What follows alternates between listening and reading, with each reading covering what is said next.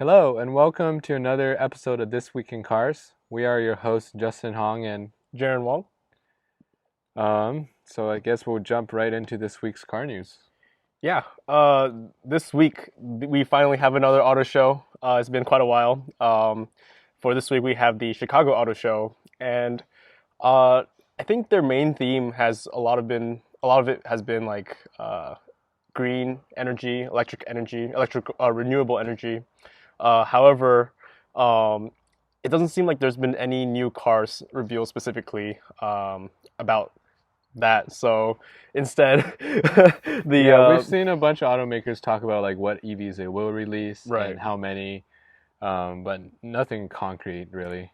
hmm Instead, I think the biggest like new release from the Chicago Auto Show has actually been the Nissan Frontier concepts. Yeah, so for the Chicago Auto Show, we saw three new Nissan Frontier concepts. Um, I think the first one we can talk about is uh, I believe it's the Project Hardbody concept. hmm So, Nissan has had the Frontier since the 80s, and this hardbody is it like essentially is a retro concept of that 80s Frontier. They throw on off-road tires, the roll cage. I think the wheels are different for this specific concept as well. So, hmm um, yeah, what are your thoughts on it? Yeah, it's definitely well, I'm not very familiar with like the older Nissan pickups, but you can definitely see like the retro theme Mhm. for all three of these. I think the hard body looks great. Yeah. Um, I would say like the hard body are out of the three, the other two being, so there's also the Datsun 720. Or rather, it's called the Project 72X, hmm which draws inspiration from the Datsun 720. So even before Nissan was called Nissan, it was called Datsun. um, and for this specific concept, they throw on like Steelies. Also has the roll cage and the retro futuristic, or rather retro graphics from the late 70s is put on this car. Yeah, so these wheels are actually really interesting. They're actually like the spare wheels from the 2022 Frontier. Yeah. Yeah, they just sprayed them white. I think like most spare wheels are like Steelies, you know. Yeah, they are. It's like if you know about the Japanese version of the GR86 and the BRZ, you can order one version where they throw on like steely wheels, like the most cheap ones, because Wow. most people buy them to modify them anyways. So, Yeah. these are literally the cheapest wheels, but I think at the same time they're like that style is iconic, right? Yeah. Like off-roading. Yeah, and I mean, these wheels definitely do make you think of trucks of the past. Right. Yeah. And the final concept for the Frontier is the Project Adventure. And I don't know why, but I feel like we've talked about overlanding so much despite never have I think gone we talked about it in our overlanding. first episode. Yeah. Yeah. But this one is an overlanding concept. It has the raised ride height, the roof rack with the tent. Um, the more I see overlanding builds, the more I'm interested in them, you know? And this one's no exception.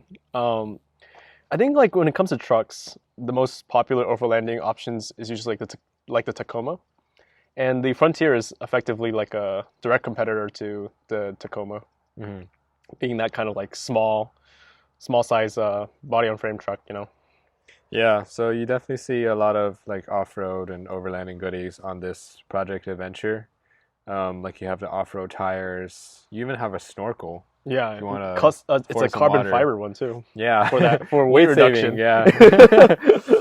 Yeah, and you also have like a bunch of like accessories for overlanding. Mhm. Out of like all of these, um, I think I would gravitate most towards the Project Adventure, just because like talking about overlanding, um, that's probably the most interesting to me. Um, not to say the other two don't look cool. This Project Adventure one, I would say it probably looks the most futuristic because it is not trying to be, it's not trying Yeah. to I mean, go as retro. cool as retro is, I don't know if I want to own a truck with Steelies. Really? I don't think Yeah. they wouldn't like necessarily impact the performance. It just Yeah, looks it just old. looks. Yeah. Yeah. Like they look cool, but I don't want that in my garage. I think I prefer the Project Adventure. No Steelies allowed in Justin's garage. Only on spare tires. Only spare tires. If you even have spare tires on your car. Most cars don't even come with them. True, true. Like the Kia Niro we just reviewed. That will come out later this week. Hold me to that. Yeah. Shameless plug. But yeah. Should we move on to our next piece of news from the Chicago Auto Show? Yeah, so I think the last thing to mention is that these concepts, they probably won't make it to production. But I think Nissan just kind of wanted to inspire people Mm-hmm. to, like with these concepts, to see what things they can do to their own trucks. Right. I think like just like the Tacoma, there's a lot of potential for Yeah. modding and making these trucks your own, Yeah, aftermarket is really strong for these. Right. So the next piece of news from the Chicago Auto Show is like Ford has released the Alan Mann Racing Tribute GT.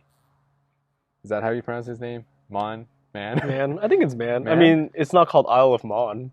True, yeah, that's a good point, yeah. So I hadn't heard of Alan Mann I before. do not know the history Yeah. of this at all. The only thing I know about, well, the GT40 was the Le Mans car that beat Ferrari, right? So we watched Ford versus Ferrari, and they had a whole development with Carroll Shelby, who was played by was it Matt Damon? Or was I it? actually didn't watch that movie. You didn't watch the No, movie? I What? didn't. Oh, now we got it. Now we know Yeah, I've what been movie meaning to to, but watch. I just never got It's around really to it. good. Yeah. But Christian Bale and Matt Damon. I think Matt Damon plays Carroll Shelby. Mm. But I don't know if I say what happens. Everyone knows what happened because it was 50 years ago. And I think it was within these years, like 65 and 66. So it was within these years was when Ford beat Ferrari at Le Mans. So this one, Alan Mann's racing team is the ones that helped in that effort, and that's the reason why like Ford has come out with this special livery to honor their contributions to the Ford versus Ferrari or Le Mans of the 65 and 66 years. Mm-hmm. So this special edition, is it mostly just like an appearance package? It is mostly appearance package. I think it is. Yeah, it is. I mean, Yeah. does it have any other like mechanical changes? Probably not. I mean, the Ford GT, this current generation is, I mean, sure it has the V6 EcoBoost, but it's still a very cool car, Yeah. It probably won't. I think the best one is still the 2005 generation, Mm-hmm. because that was like the original revival of the Ford GT. I think in terms of like Nürburgring lap times, I think the older one is still faster. Because I'm not sure, but I know a new one, like the performance isn't the best compared to like Yeah. contemporary supercars. I mean, it's still very fast, but it's Mhm. just not like groundbreaking or anything. Right. Yeah. But I heard resale was really strong for these. Really? Yeah. Even this generation? Even this generation, yeah. Well, if you So- have half a million lying around, definitely consider this one. Pick one of these heritage editions. Yeah. The value can only go up. But like unironically, it's very likely it'll go up. Yeah. I'm kind of curious what's the MSRP on this right now. Well, Probably haven't released it. They just said they're gonna make it, right? Ford GT MSRP. Oh yeah, $500,000. Literally. So add another like 100 grand. Right. Just for a color. I just wrap it yourself, you know. Yeah. So that pretty much was all the major news from the Chicago Auto Show. So our next big piece of news is regarding the DOT. So the Biden administration has announced that they're going to be earmarking $5 billion to create 500,000 EV charging stations across America By 2030. by 2030. Yeah.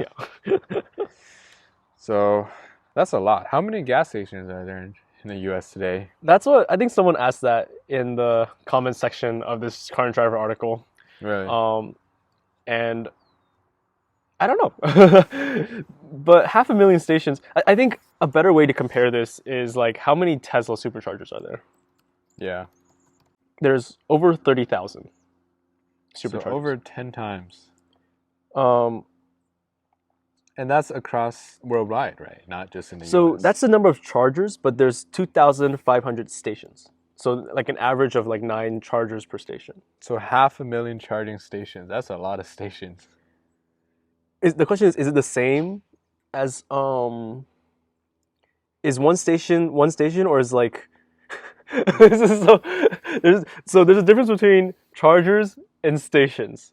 Okay. When it Tesla sounds defines like it. it's 500,000 charging ports, actually. Right. Yeah. So in terms of station, so if you divide, you know, Say like average, I don't know, 10, 20. 10, 10. because like Tesla has average of 9 per station. Okay, so right? 10 So you're gonna have 50,000 stations. stations. Not ports. Right. That's still a lot. Right. Yeah. That's literally 20 times 20 times what Tesla has right now. Mm-hmm.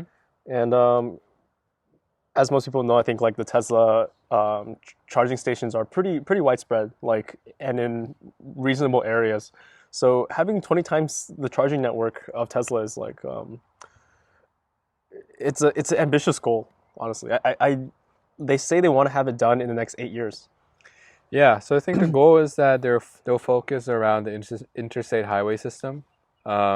So the goal is for like EVs to be able to have a charging port within 50 miles anywhere within the U.S. So I think this will help a lot with like road trips for EVs. Right. But for like day-to-day charging, like if you live in say an apartment that doesn't have charging, I don't think this this program will really like solve that problem for you. Yeah, I think that is this is effectively the same as like location wise. It's going to be like gas stations. It's not going to be built by your homes. And I think what they also assume is that like if you have an EV, you probably charge at home already. But yeah, like if you live in an apartment complex, unless they specifically support it, then I think that's been one of the main reasons why EV adoption has been harder for those who live in urban areas, who live in apartments, you know, because there's nowhere for them to charge it unless they like, you know, charge it on their way to work or charge it on the way home or from their work. apartments nice enough to actually provide Right. chargers. Yeah. Yeah, so I do think it will help a lot though. Like you said, it's gonna make EV road trips more feasible. But that like as we've seen from people who have tried taking EV road trips, they're still spending like double, if not triple, the time required to go on this road trip because of all the charging of how long it takes to charge. And I know like there's level 3 chargers, and I assume that's probably going to be probably the majority of these new charging stations. The DC fast charger. Right. Yeah. But then it still takes upwards like an hour to get a full charge. That's like 200 miles. So I think it's like, yeah, to sum it up, you know, like I support this. I support this. Is it a bill? Or is like it's already It's like a it's a spending program. yeah. So I support the spending program, but it's also definitely pushing manufacturers towards EVs because you know the government is now supporting EVs on a federal level. Yeah, right? and 5 billion is a lot of money, but I hope that we'll actually see this money being spent on charters and not, like disappearing, right? Right, Like getting most, embezzled yeah, into, like most government lost into, programs. yeah. So I think when will this money be handed out? I think has it already started? Um, I believe the process is if you are like Yeah, for each state will submit a plan, like a plan to this joint um department from the DOT and the DOE. And when the plan is approved, the money will be given to that state to, yeah. So it looks like they're handing out 615 million in 2022. okay. So I think we'll start seeing this money being handed out and hopefully see chargers. So is it too late to start a construction company that specializes in electric charging stations? Probably not, because this money will be handed out over like what, 5 years? So you want to start a construction company? I think that's like also a thing with I think just politics in general, like especially for these government contracts.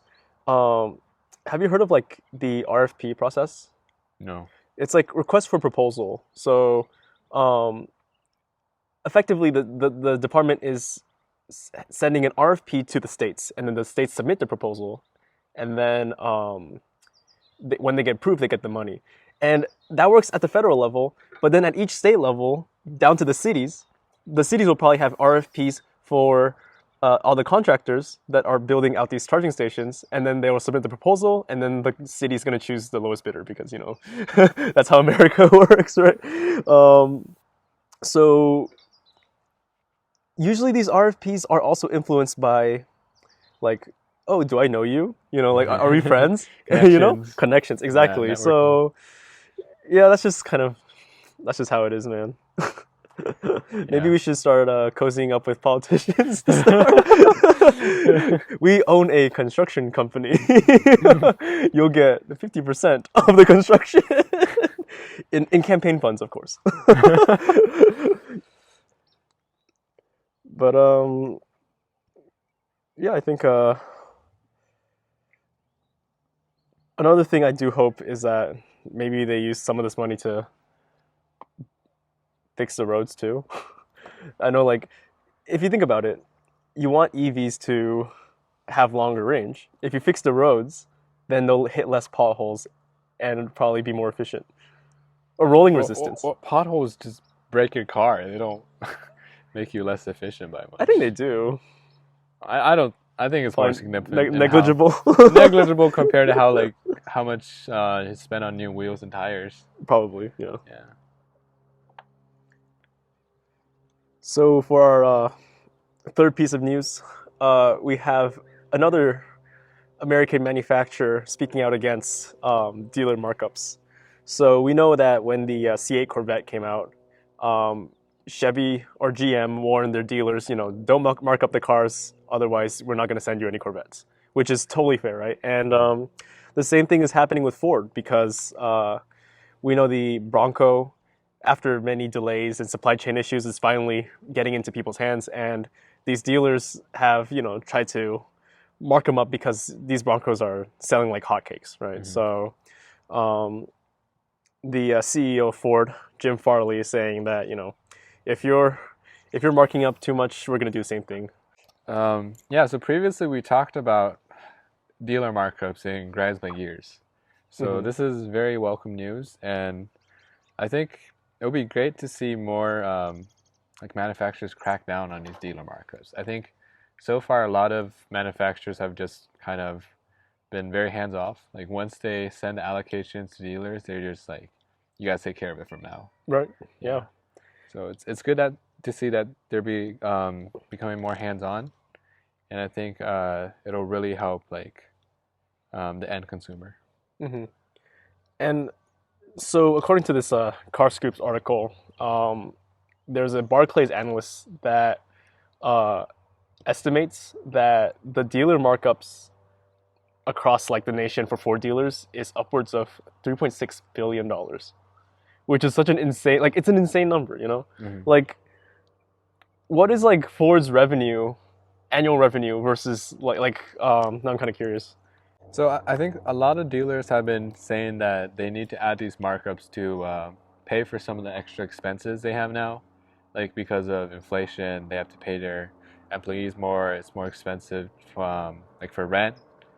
So that's their excuse for placing all these markups. Hmm. But I feel like a lot of this money is just kind of going into their pockets. Oh, for sure. Yeah. For sure. And like, so for 2021, Ford's revenue was 17.9 billion, with 9.1 billion coming from the stock in Rivian. So subtract that, right? Um, with a revenue of 8.8 billion, that means like 3.6 billion is almost half of Ford's annual revenue. Like in terms of dealer markups. Like I don't think the markups go to Ford itself, right? No, they So go to the dealers. right. Yeah. So 50% of Ford corporate's annual revenue is just like isn't again it's not going to Ford themselves, but like that is as much as 50% of Ford's revenue, right? Yeah. Um, and like I was just reading earlier today that apparently like a Hyundai dealer had bought a Hyundai from another dealer that didn't mark up, and then they marked it up. They just bought another car from another dealer to mark it up, and it's like we always we've definitely already done we did our Grand gears on this, like dealers bad, markups bad, dealer markups bad specifically. Um, but yeah, like I think at the end of the day, it's either the manufacturers, they either crack down on this, or they just don't have dealers at all. And Yeah. with with these players, with these new manufacturers, like Tesla, Rivian, Lucid, they're not gonna have dealers at all. Like they've done away with this problem. So Yeah, so Ford is starting to get worried about their reputation mhm. and how like customers are more likely to go to like Tesla and Rivian if they feel like they're getting ripped off by dealers, Which they are. which they are. Yeah. But if it starts becoming too egregious, then Right. they're worried that they'll lose customers. As if it could get any more egregious than what it is right now. Should we move on to our next piece of news? Yeah. Um, so the next piece of news is Alfa Romeo's new crossover model, the Tonale. Hmm. So this is like a plug-in hybrid crossover. So this is like Alfa Romeo's like mainstream vehicle, I think. Right. This is gonna be their Yeah. volume seller Oh for yeah, sure. for sure. Yeah, they'll try to make all the money from this. Yeah, because right now their lineup in terms of like SUVs, they have the Stelvio. Um, so this is gonna slot in as a smaller version, directly competing with cars like the Macan, the X3, and this is a really stiff market. Like there's so many of these luxury crossovers that to be fair, at least this looks really good. I think I really like the way it looks. Yeah, it looks great.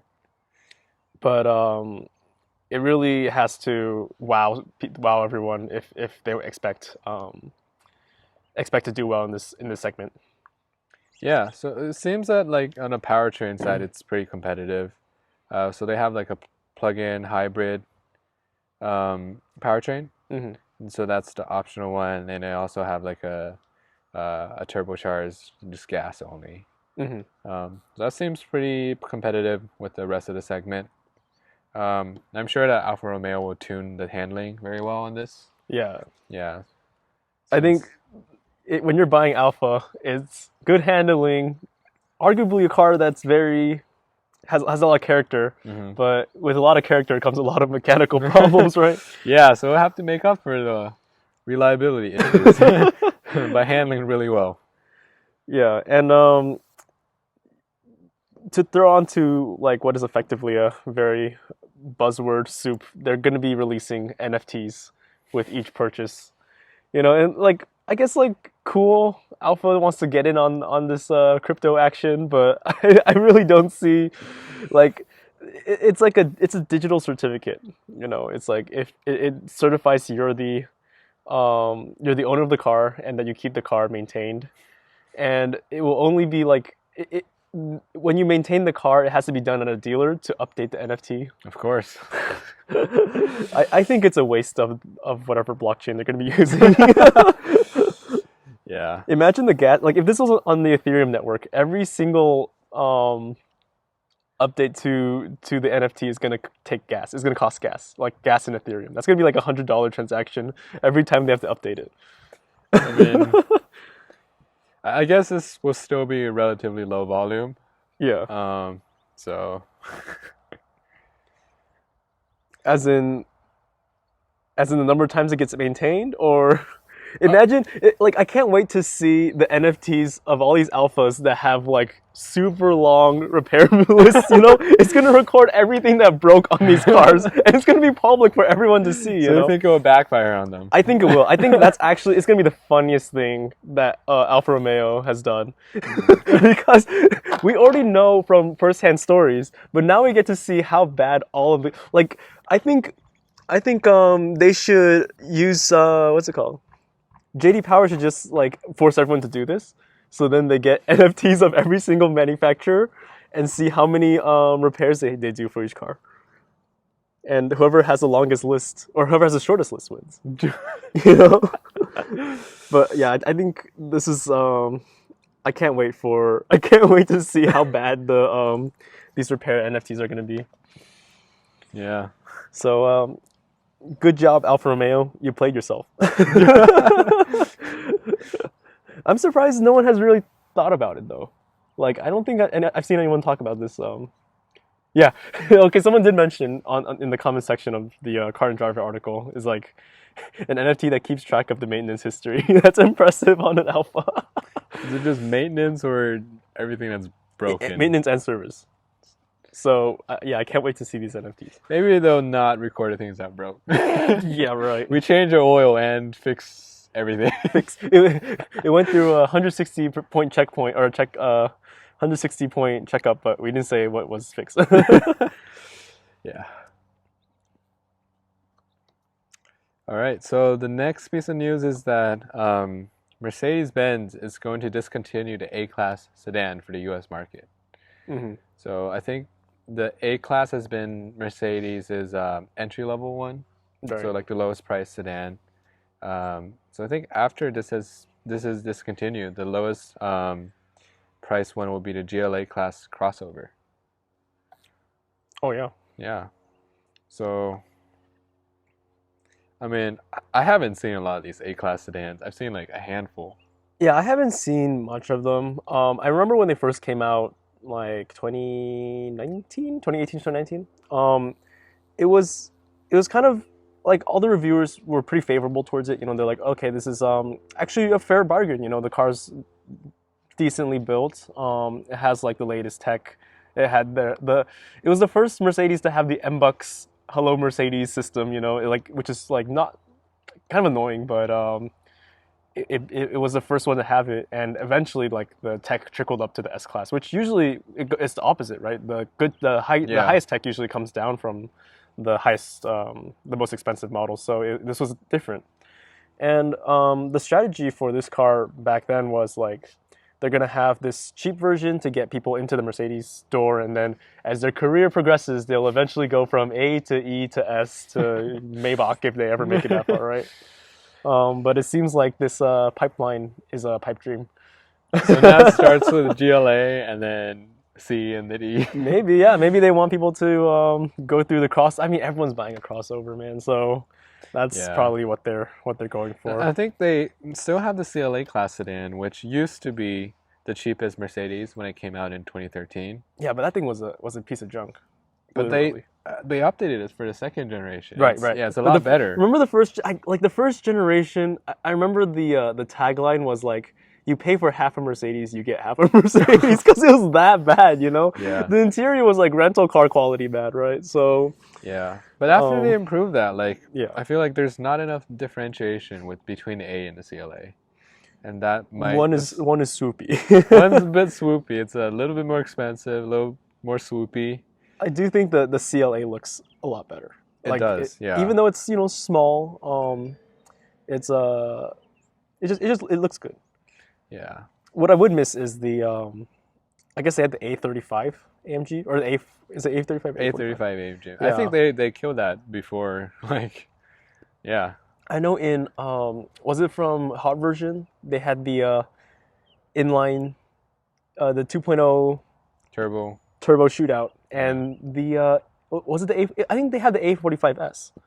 It was like a I think hatchback. A45. And that thing beat out the Subaru. It was Yeah, it was I very expensive to be fair. Like it's like The thing I think it was has like over 50, 60. like 400 horsepower. Yeah, but that's like it is like the most powerful inline four. yeah. But we don't have that in the States. So yeah. I think it's gone too soon. I mean, this is 3 years for one model, and this is gone. Yeah, I mean, they didn't sell just that didn't well. sell, Yeah, no. nothing they can do. So the last piece of news this week is that I think we're starting to see driving impressions for the Porsche Cayman GT4 RS. Hmm. So I think we talked about the review of this many episodes back, Right. where we learned that Porsche is putting in the 911 GT3's engine into this car. So I think there's been a lot of good comments about how this thing drives. Which I is mean, are you no surprise? No yeah. surprise, right? It's a mid-engine. It's got the super powerful like 4-liter flat six, almost 500 horsepower. Has like the dual clutch PDK transmission since the RS is built for track time lap times. Right. Yeah, so I think this is probably almost as fast as the GT3. I mean, it's using the same engine, right? Yeah. So I can see why. Like, Yeah.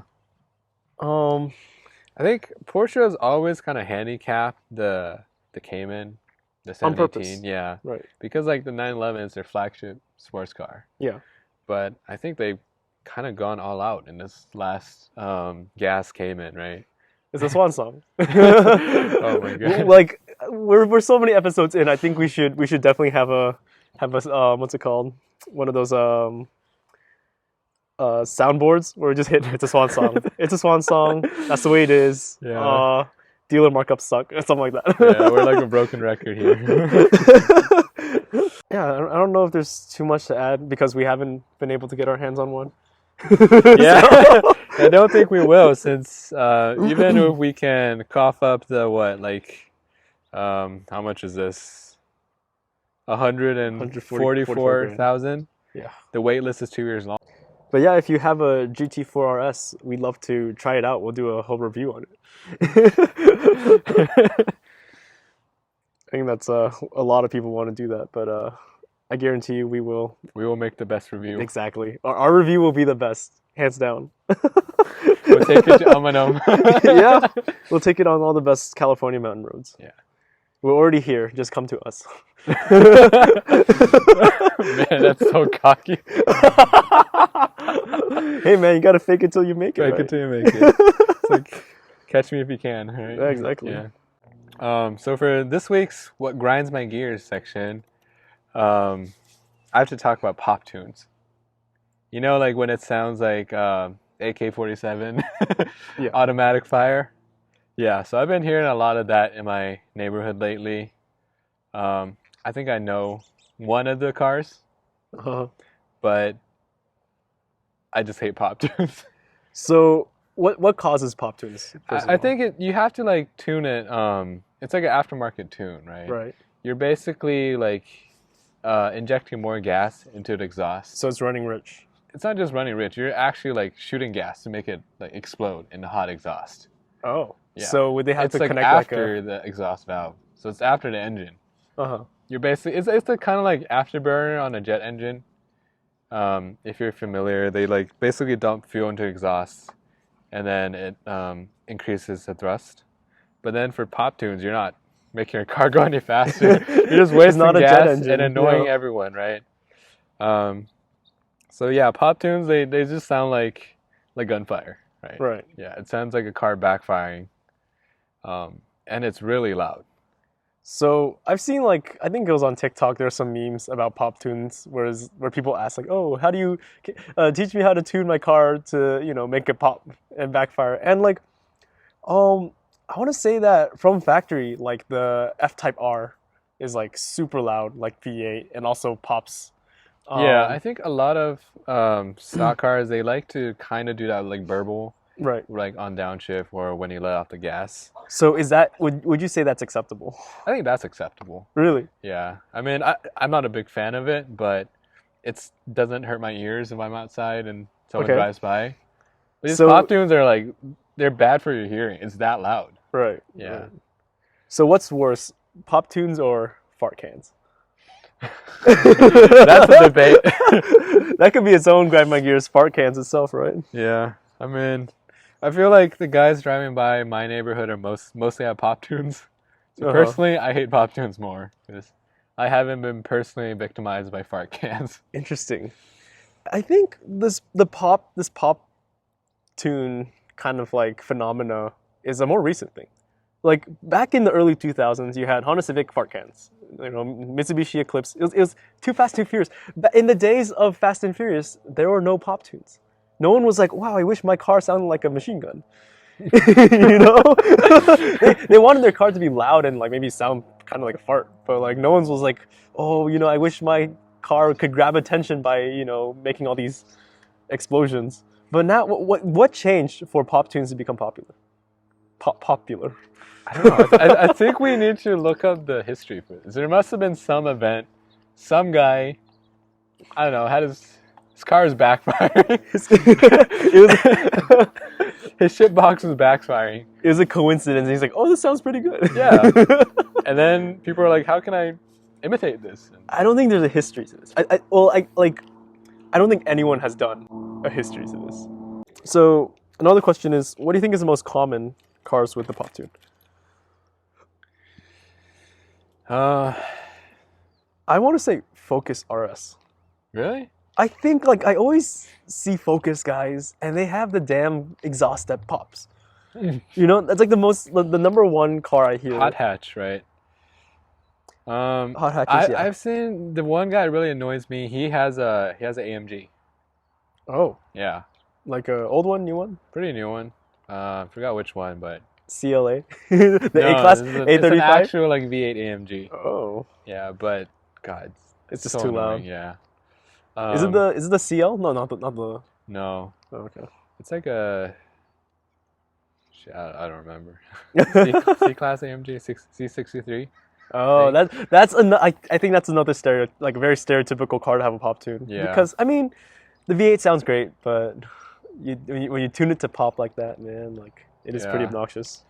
I've also seen I think this Supra, two Supras in Main Street. Mhm. They just rev it in the parking lot, and it sounds like gunfire. Oh, Yeah, so BMW engines, BMW exhausts. yeah. BMW exhaust. So what you're saying is you can do that for the Z4, right? Oh yeah. Probably. But the Z4 has a lighter, or no, it does have the big engine too. So Yeah. it's doable if you want to be obnoxious and deafen your own ears with the convertible.